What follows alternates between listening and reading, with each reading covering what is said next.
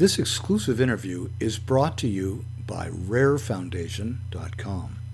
Christine. Yeah. During the early weeks of the COVID lockdown, in the fine tradition of Rahm Emanuel's Never Let a Crisis Go to Waste, our Prime Minister, Justin Trudeau, decided to do a Fiat-style, no debate, no vote, blanket gun ban against basically all guns in Canada, and which was, many of us feel, is unconstitutional illegal. And you decided to do something about it. What did you decide to do? Well, May 1st, I got the news that they said 1,500 types of guns would be banned. Later, we learned it was actually 9,500 plus types. May 2nd, I launched the GoFundMe page for my Overturn the Unconstitutional Gun Grab 2020. By May 2nd, I had at least 12 donors that were my friends that were trying to donate, but the donations wouldn't go through. They were hanging around in credit card space, just saying pending, pending, pending. I thought that was a little odd because in the past, when I had donated to GoFundMe pages, the payment and the receipt showed up immediately. So after 2 or 3 days, I decided that they were actually trying to silence my voice. They have no phone number, so I started an instant chat with GoFundMe executives, and I told them, look, it's been 2.5, 3 days now. The donations to my page are not showing up. My page says $0 when I know that I've had at least $1,000 donated. They told me they were very sorry and that they were having a problem with their servers and that the payments wouldn't go through and they didn't know when. But I contacted several of my friends that have GoFundMe pages up and they told me their payments were coming in fine. So when I finally threatened them, I sent them an email and I said, look, if my payments and my receipts don't start going through soon, I'm going to report you to the media because I think you're trying to silence my voice. Why did you think they were trying to silence your voice, though? Well, because I know how they seem like they're very extreme leftist, and I know they recently shut down Candace Owens' GoFundMe page for her comments on George Floyd, and I knew before that they had shut down GoFundMe pages before because they didn't necessarily agree with the platform, but they're supposed to be nonpartisan. So as soon as I mentioned to the administrators that I was going to go to the media with our chats, my payments came in immediately, like within the hour.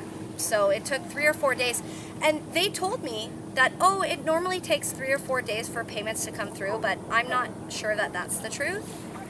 Because normally when I've donated, my receipt has gone through immediately. But either way, within 3 days, 3.5 days, as soon as I threatened media coverage, my payments started going through.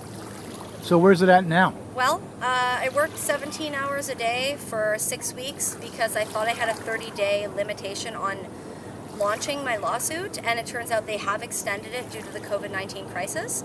So I submitted my constitutional challenge, notice of constitutional question, 2 weeks ago, and I was told by a judge that I do not have criminal standing in the matter. I explained to the judge that 4 lawyers, including the lawyers at Pro Bono Ontario on May 22nd at 2 o'clock, gave me a legitimate legal opinion that yes, indeed, I do have criminal standing in the matter because I stand to be criminalized by the unconstitutional law. I will either lose my Section 7 liberty or I'll lose my Section 8 unreasonable seizure of my property rights of the Constitution.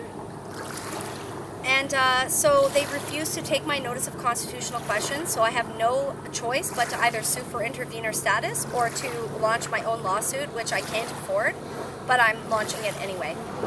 All right, but the GoFundMe is still up and active? It's still up and active. It's Overturn the Unconstitutional Gun Grab 2020. And dot something, or no, how would people find it? GoFundMe. GoFundMe, you can just type in Overturn the Unconstitutional Gun Grab 2020 and you'll find it. It's got a picture of the rattlesnake with "Don't tread on me, won't tread on me."